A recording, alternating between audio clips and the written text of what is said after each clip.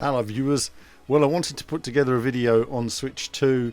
It was revealed last week. I haven't made a video for ages, but just needed to come back and talk about some Switch. I found it all quite exciting in its own way in terms of game development, things moving forward in different ways.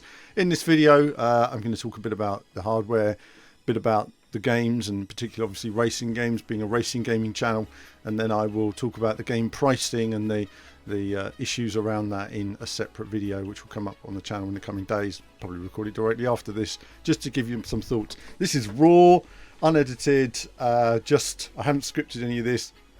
I'm just going to give you some of my thoughts and tell you what I thought of it. So I've been looking forward to the Switch presentation. I've been looking forward to seeing Nintendo with some more performance and what they can offer with that performance. Also, the opportunities it brings to older games in terms of upgrade packs and stuff like that. And some of that I'll talk in the next video because there's going to be charging for that. But anyway, random. Let's just start with the hardware. I've watched, so at this point, obviously watched the Nintendo presentation. I've watched all the Treehouse presentations, and I've seen various videos of people that have had hands on the hardware, just to put some opinions together on what I've seen so far. So the hardware itself, really nice slim form factor like the original system. The screen has been greatly improved. Again, it's not OLED, but from what I've seen of the screen and the people who've used it, it's a nice big screen, looks really nice, colors really pop, HDR works on it. Happy with that. I think that so far so good. So I think for the screen, for me, given the fact that I'm going from an original Switch 1 to the Switch 2, it's going to look really nice. Looking forward to seeing all of my current games running on the new hardware with the backward compatibility emulation. So that's looking good. I think the magnetics, the way it sort of clings on, I think there were some concerns with people that they were just going to fall off. I've seen evidence to suggest that it's going to be nice and tough when those things are on there. You really do need some force to rip them off. Suffice to say, you could damage your hardware that way. I wouldn't do it. It looks nice.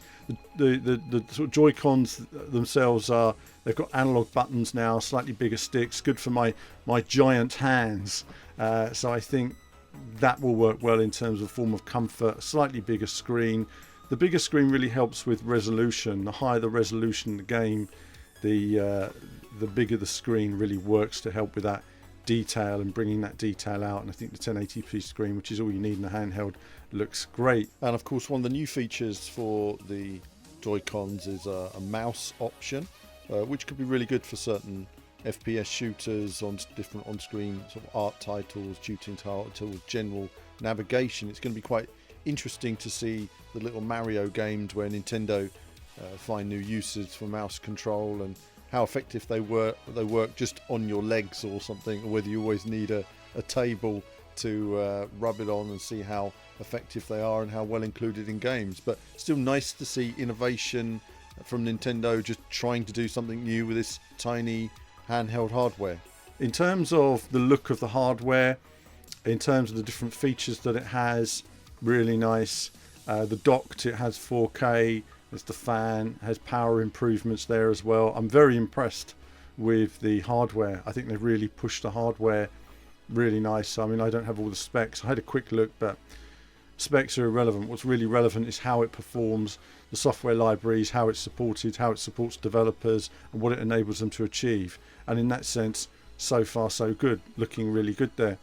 In terms of the, I will say, in terms of some of the other elements, you've got the online aspect now, where you can see your friends' screens and talk to each other. I like all of that. Obviously, the frame rate on the video, watching somebody else's screen, chugs quite a bit, which is a bit of a problem. If you're watching someone playing a shoot 'em up, for example, a lot of 2D scrolling shoot 'em ups, which is something I like to play, it's you're going to see the ship sort of teleporting around and bullets here and there, and it's going to be quite hard to keep up with. But still nice to see what games your friends are playing, and of course the various share features where your friends can play games even if you don't own them.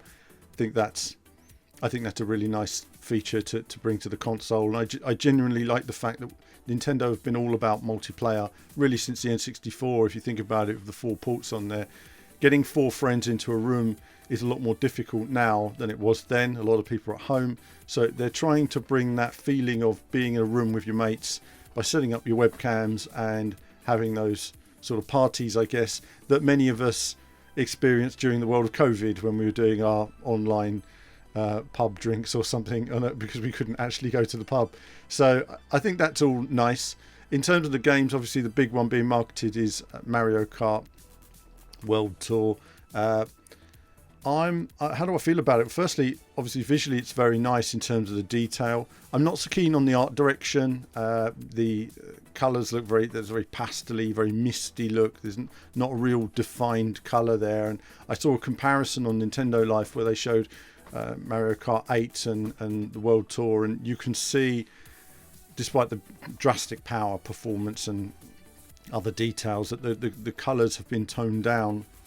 I also feel that the circuits are very wide, just very wide. And they also lack some atmosphere. You know, when you have a more detailed environment, you expect to see more detail. You know, crowds of people watching, or something that gives that. You've made a really detailed town. You need to give that town some life. Otherwise, it looks lifeless. To where you could drive around on a game on the Super Nintendo with no people there, or the N64 with very few people, some dots representing crowd. Now with full detail, you do need that enhancement to give you that detail, and some circuits do look a little bit sparse. So in terms of visual, wide, odd palette, bit sparse. When I go back to the origins of Mario Kart on the Super Nintendo, I remember saying what makes a good Mario Kart player at the time, and what made a good Mario Kart player was time trials. You would do lots and lots and lots of time trials, and you would absolutely nail those circuits. Then you'd go back to them in the game, and you'd keep up, destroy the opposition, or if you're playing with your mates, that's it, be over. Understanding the battle arenas, the battle mode arenas was key. I look forward to seeing what there is in terms of the different battle modes. I've seen some of the Grand Prix mode and the different eliminator modes that they were showing, but I look forward to seeing where we are in terms of battle mode. So in terms of purity of racing, I felt that Mario Kart and the N64 had the purity of racing, and then things started to change when Double Dash was released. I remember playing a fair bit of Double Dash at the time. I was presenting the first TV launch coverage in the UK of it. We are playing a lot of it today, but we're enjoying it. We're loving it, though. We're probably one of the only places that are. You know, yeah. I'm sure that other channels have got it as well. But no one's got it yet. I mean, basically, this was giving out last Thursday, and you'll see it on 2 websites at the moment. Direct feed footage, that is. That means actually owning final code of the game, and this is one of the first times you'll see it on TV anywhere. Yeah, this is the only live TV show that's actually showing it right now. So you're lucky. Yeah, it'll be another few weeks before we see it elsewhere. Yeah. But it's quality. We're just going to go into another mode now. At the time, played a lot of Double Dash. Had a lot of time for it. A lot of fun. But Mario Kart has varied. It kind of almost gets not to the same extent, but like a Need for Speed game. It depends on what era you came into Need for Speed as to what you think a Need for Speed game is, and it's the same with Mario Kart to an extent. Something I did like is that they've got set vehicles now, and that Mario was actually in a Mario Kart, which was nice. You know, just I'd like to go back to the idea of simple karts sometimes without changing into boats and planes, or make that sort of separate feature. But I can understand the audience that they're trying to appeal to. Mario Kart, I looked up, sold 67 million units. So who am I to say anything? Well, this will probably do similar. It is packed in with the hardware. It is cheaper if you buy the game with the hardware, quite a bit cheaper. So this will sell parity with the hardware. They sell 50 million hardware, you'll sell 50 million Mario Karts. You know, so in that sense, it will sell. It will be fun. I will play it. Go online. It does feel like kind of a Mario Kart Forza Horizon when I was watching it. I hope it has a bit more soul, and I think it will, because it's a Mario world. Just depends how rich that world is. As I say, visually, there are some elements there. So I look forward to playing it, giving it hands-on. Yeah, that's Mario Kart at the moment. We all know what Mario Kart is, seeing what's new in that as they reveal the new features and circuits and things you can do. Meanwhile, Metroid Prime 4 was looking good. Again, an upgrade, 4K when docked. Visuals look nice. looks like a Metroid game. Not too much to say about it, really. Obviously, Nintendo were pushing the mouse control just to see how well that worked. I hope that the game doesn't get you revisiting the same areas and over, and it has a more open style of design. Boss battle looks good. I look forward to seeing what Nintendo bring new. So Metroid Prime 4, not too much to say on this one right now. Looks like a Metroid game.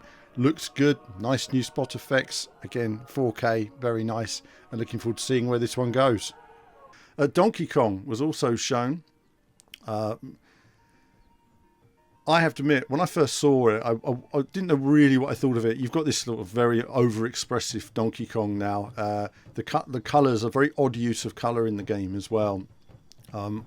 Unusual palette, pastel-y colours, strange colours. But when I watched the Treehouse and saw the gameplay, the technology that was being used in the destruction of the environment, I really was just well impressed with what they've done. There's so much to explore in that world. I was watching it thinking, I want to play this game. I want to explore some of these areas. I want to just dig away. And I like that. I thought it was really nice. There's lots of nice features in there. I like the little rock guy that you find that sits on your shoulder. It's like a little cartoon in itself.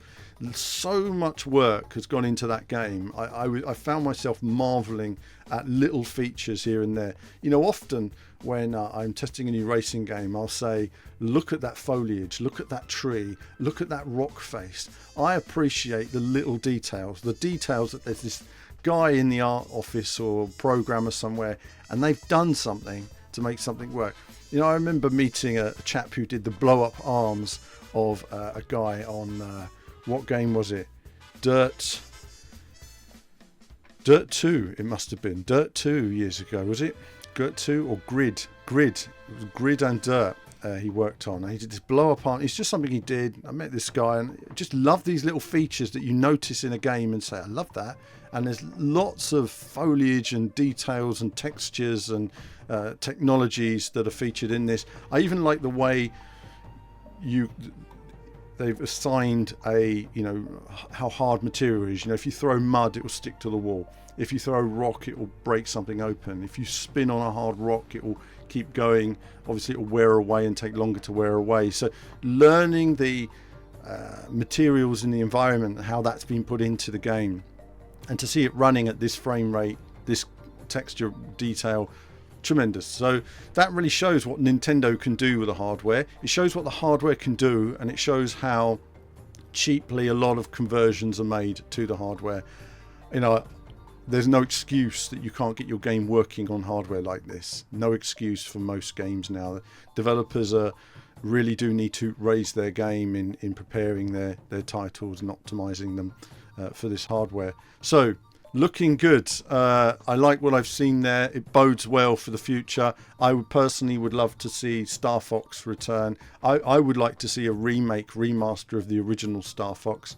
Again, Star Fox was one of those games that changed from a very serious space, I say very serious, but it was a serious space opera adventure in the original game with the music and the atmosphere, and then that changed to a more kiddie style on the N64, which I did not like in quite the same way. I liked the game, I just didn't like the artistic style and the music style to it, but I would love to see a more serious style to Star Fox come back. Nintendo, make it happen.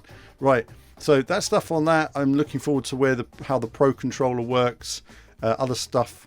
Webcam, you know, it's not something I would use so often, but I'll use it to play with my friend. I'm looking forward to testing that feature. See if there's any other YouTubers that want to do it with me and make a little video, who knows. Racing games. Let's talk about racing games. One of the key problems with the original Switch was the fact that it didn't have analog buttons. So there are very few racing games on it. I was going to make a Switch racing game video a couple of years ago. Got all the footage together. Never got round to making a video. But I played tons and tons and tons of Virtua Racing. It's my most played game. I've done hundreds and hundreds and hundreds of laps on Virtua Racing on the Switch. And it was great because it was the most accurate conversion of the game I think we've had in the home. You know, when you look at the Mega Drive or the 32X or the Saturn or any other PS2, none of these games replicate the real feeling of the arcade machine in quite the same way for me as the Switch has. It really was a great conversion. It made me wish Sega did more conversions, but I felt that the lack of analog maybe was holding them back in some ways, though. Lack of analog didn't affect Sega Rally on the Sega Saturn one bit. But we're not talking about conversions at home. We're talking about arcade conversions. In that sense, you need the analog. So hopefully this opens the door to more conversions in terms of racing games, and hopefully we see compatibility with steering wheels, because there's no reason why this hardware you couldn't get a software update theoretically for a steering wheel and then play your wheel and release some more serious racing games on the hardware. Again, there's no reason why racing games couldn't work well on this fantastic hardware. You know, we've been playing with steering wheels now for years. Can definitely run great games on this hardware. I think that, you know, it just opens up a new market, and I hope we get different types, more creative types of racing game. I don't want to do Le Mans in yet another racing game. Give me something new. Give me something Blur-like. Give me something, I don't know, Tokyo Extreme Racer did some of it, but I want something more. So there's opportunities for that. We also saw, again, I'm going to go back to it now, Ridge Racer. I love Ridge Racer. I just wanted to, you know, I just love Ridge Racer. Love Ridge Racer. This is the first time in 32 years we are getting a conversion of Ridge Racer, an arcade conversion of Ridge Racer. Amazing. We've waited so long to get this conversion. Strangely, it's come from the Japanese firm Hamster Arcade Archives in the UK. They released a video last week which was 720p 30. Pure trash. I was not going to share that video. Disgusting. Thankfully, they've updated with a new video now, giving us the full 60 FPS goodness, which is what I'll be showing here on the channel as I talk. Love Ridge Racer, but again, amazes me and disappoints me that Namco didn't release this themselves, that they haven't released a proper Ridge Racer pack, that they haven't prepared a 60 widescreen version, or even upscale features for it. For one of the legends of arcade racing, it's just been put out there like any other old arcade game that's been converted 100 times before. No, we've never had this converted. It deserved better than just being kicked out the door like this. It's an exclusive, strangely, to Nintendo Switch 2. And again, I hope the steering wheel compatibility, because you need that wheel compatibility. Whenever people emulate Ridge Racer online, I don't emulate, whenever you emulate Ridge Racer, you see this like jerking, where they're using a controller or they're using digital controls. It doesn't look like that. There's no analog there. A lot of people aren't using analog when they're showing emulated games online.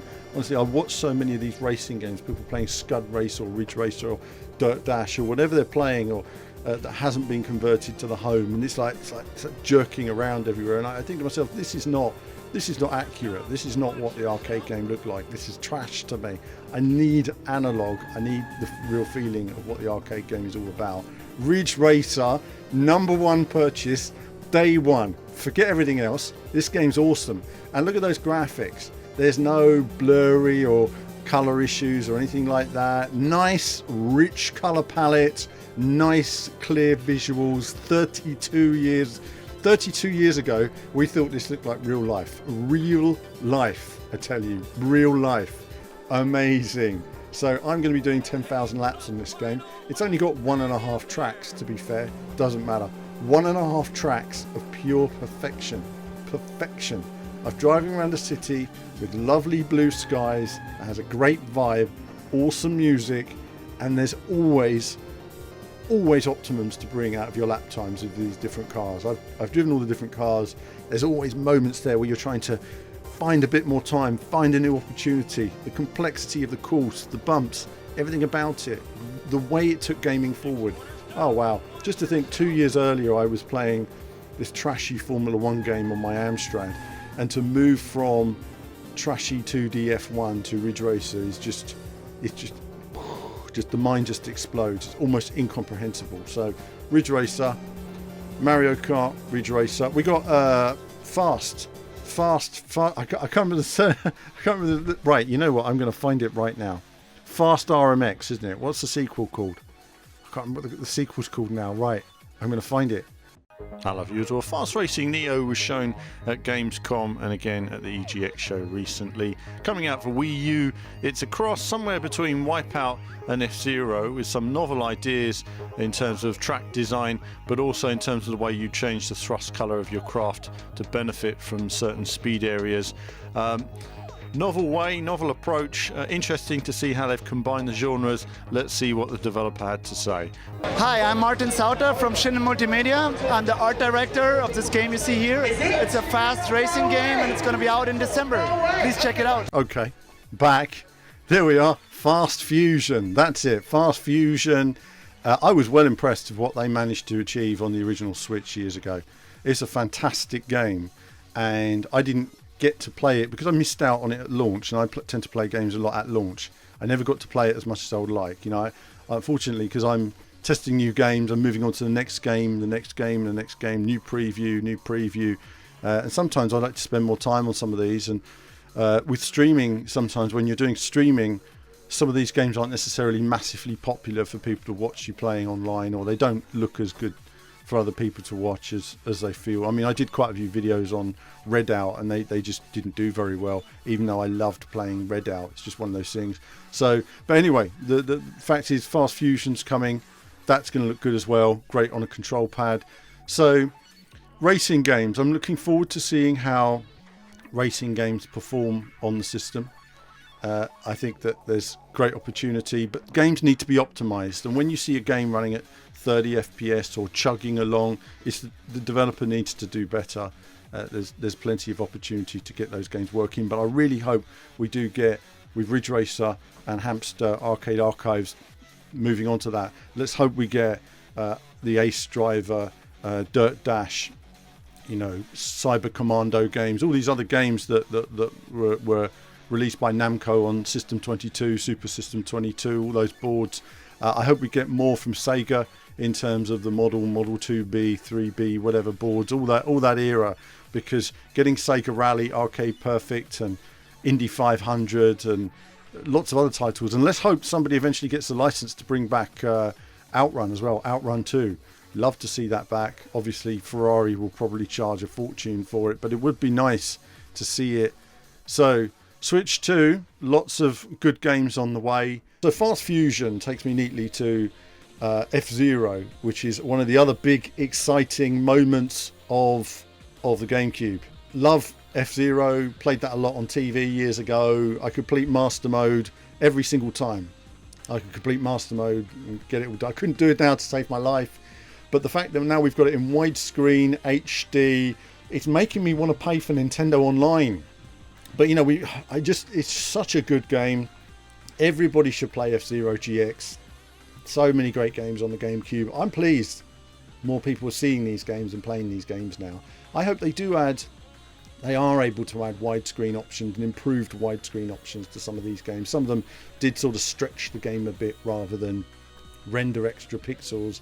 I don't know if it's going to, the games are how they're all going to work, but either way, very pleased to see GameCube inclusion added to the console, and that's something I'll certainly be playing a lot. Here we are, just taking a quick look at F-Zero on the GameCube. This game has just recently been released, and I'm just going to show you some little expert techniques as well as how to play the game effectively, basically. So here we are looking at a track called Port Town 2. I'm just going to restart this now and show you how to play the game. Let's take a look at this now. Now basically in F-Zero, if you really want to become good at it, you've got to do time trials. The time trials help you learn the correct racing line around every circuit. The racing line also has speed boosts on it, and these need to be used if you're going to complete it. Now it is a hard game, so you are going to have to put on hours and hours of practice. So I'm just going to see if I can remember where these speed boosts are. Now, you see you've got to hit every single one. We're actually going quite slow at the moment, but if you use a faster car, it really does go for it. Slightly off course there. That's it. Oh. So I'll just do a couple of laps of this course just to show you how you need to learn the course first. As you can see, it's very quick.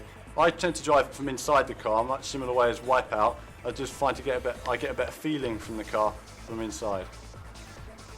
So viewers, I'm mentioning the old TV footage. I thought I'd just take a look at some of my old gameplay that was on the TV show years ago. So there was some significant controller input lag which we didn't always know about because it had to go through the TV processing software for broadcast, like an Elgato, but a really slow Elgato as we had back then, though it was very expensive. But a track like this gives you an idea on how you have to sort of run your craft and position it. And basically, a lot of skill was required. I used to do, literally hundreds of laps on all these different tracks. I'd just sit there for hours, just lapping and lapping and lapping, trying all the different craft, figuring out how could I get quicker and quicker and quicker, and are there some speed boosts you can avoid or should avoid, and the correct route through here so you didn't hit anything on the way through, especially when racing all the different cars. It was tremendous fun, and the graphics really were stunning. No pop-up, see for miles, wonderful 60 FPS visuals. This was a delight, and that's why for me it's nice to see it coming back for GameCube. Yes, it doesn't have the super resolution boost of some of the emulation we've seen elsewhere, and Nintendo will have decisions for why they've taken decisions they have. They'll have reasons, but either way, it's nice to see games like this that more people will enjoy than did at the time. That's enough for that for the moment. I'm going to get into a race mode now. But there you go. When you actually learn the game, you get better and better at it, and you do have to learn how to perfect the courses. Now, when you kick off, you've got novice, standard, and expert Grand Prix mode, but you can move up to master mode. I will say this, master mode demands hours and hours and hours of practice, so you really will need to... I'll see if I can put it on expert. Come on, Alan. Yeah, I was going to say, novice. What will the viewers at home think of your driving skills? Which one do you want me to... Sapphire Cup. Sapphire? No, the Emerald Cup. Emerald Cup. Okay, then. No, it's up to you. You do what you like. Again, when you get further into the game, normally you'd progress through novice and standard, and you get credits, which you can then spend in a shop and get a better ship. So this ship isn't really equipped to... It's not ready. No, it's not really ready for this cup, but I'll see how I get on anyway. It just means that I need to really sort of push hard. And you'll see you've got a power gauge in the top corner, and you'll see that power gauge go down, right down to the limit, as I use every ounce of power to get out of the vehicle, just to do the best lap times. So this is a good one because you can't really crash that much on the sides. It's only the little pillars that will get you on the way through. Exactly, yeah. So you can really cane it on the didn't hear the start then at all. So now I'm in 30th place and I've got to come up from there. Now you've got the first thing again here is learning where every single speed up boost is. So I've got to come from the back now, which is going to be quite difficult, but I'll work my way around. Now again here, racing line is everything. You can, as Dave was saying, you can drive on any part of the structure. But if you miss the speed boost, as I did then, you'll fall back. And you need to know exactly what parts of the track your ship goes quickest on, as well as avoiding the other 30 cars actually on the course, which will bump you off at every opportunity. This is the track we were playing in 3-player earlier, guys, but it just looks slightly more... So just to look at another circuit here, very challenging circuits, and again all of these you learn them inside out, laps and laps and laps. You do with time trial. So just practice, find out how the craft works, what parts of the track you need to be on, and then just battle for those sections. Then when you race and you realise that the craft, all the other rival craft you're up against all go for the same speed boost at the same time, there are certain speed boosts that you realise are too risky, so just do a boost instead to keep up, at the same time being mindful of your energy. But that was a quick look at F-Zero. I'll come back to this, have another go as an absolute noob, no doubt, when the Switch 2 is released. And finally as well, mention just to Kirby's Air Race. Obviously the game wasn't shown, just a demo trailer. I have to admit it was a game that didn't necessarily, I wouldn't say didn't impress me, it just didn't interest me. It was quite repetitive, the track design just didn't really grab me. So quite an unusual one for Nintendo to bring back. When I think of remasters and the games I would like to see, it's not necessarily top of my list. But either way, I will take a look at it. It's racing. We'll take a look at it nearer the time. I look forward to seeing what Nintendo can do with it on this console with the kind of power that it has now. Perhaps circuits are a bit more in the way of design, aesthetic, a bit more expansive. We'll wait and see. It's Kirby. Give it some Kirbiness. Give it some sort of joy and design and creativity to the environments that differentiate it from other racing titles. A bit off the wall. So we'll keep an eye out, see what they manage to put together. So Switch 2, lots of good games on the way. The hardware looks great. I'm looking forward to playing it. I'll make some videos on it, sharing my various feelings on it so far. I've watched some of the hands-on of people playing it online. I won't show that footage here because that's their footage, but I've seen various footage and it looks good. Everything about it looks good. So I'd like to hear your feelings about the hardware. The pricing I'm going to leave to a separate video because I'm going to talk about, because that isn't just an issue about Nintendo pricing. It's an issue, a wider issue about pricing in general and how that's going to affect games and the games industry and what you're actually paying for. I will note that the cost of the hardware I think is perfectly acceptable. I mean, people want performance and they say we want performance, and then they say we don't want to pay for it. No, you have to pay for your performance. There's no other way around it. And I think when you look at the work that goes into manufacturing something like this, the design work that goes into the thousands of people that have worked to bring a new piece of hardware, what Nintendo have done here, the way that the microphone works, the speakers work, the Joy-Con works, there's lots of features in there that I think work well. I think for that price, bearing in mind a mobile phone is more than double the price of that now for a top quality mobile phone, it's not a lot to ask. I think it works pretty well. Perhaps it's one of those systems where you could have a standard and a premium, but I personally like everybody having the same thing. I think that brings another issue into it, which we won't go into in this video. So Switch 2, looking forward to it. Love to have your comments. You've got to say it now, like and subscribe to everybody. So do like and subscribe. I will be knocking out some more videos. I've got some more coverage coming. I'm going to talk about some of the racing games coming out this year, going through some of those, hopefully a few podcasts, bits and pieces as well, and I'll gradually get the channel working again, and I'll be making a separate video talking about that. But that's it from me for now. As ever, more soon.